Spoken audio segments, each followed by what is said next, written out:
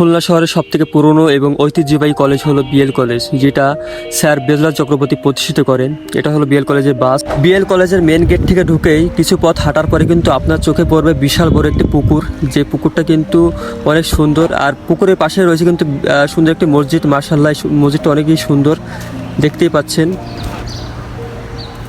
পুকুরের অপোজিটে আছে শহীদ মিনার, যেখানে 21শে ফেব্রুয়ারি এবং 25শে মার্চ এখানে ফুল দেওয়া হয়।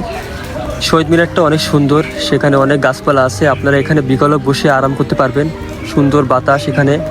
শহীদ মিনারের পাশে আছে বিশাল বড় একটি মাঠ, এখানে কিন্তু বিকালে ক্রিকেট ফুটবল টুর্নামেন্ট হয়। আপনারা চাইলে কিন্তু এখানে খেলা দেখতে পারেন এবং নিজেরাও কিন্তু এখানে খেলতে আসতে পারেন। এখন যে ভবনটি দেখতে পাচ্ছেন এটা হলো বিএল কলেজের প্রশাসনিক ভবন, যেখান থেকে আপনি কলেজে ভর্তি হওয়ার সকল তথ্য এখানে পাবেন।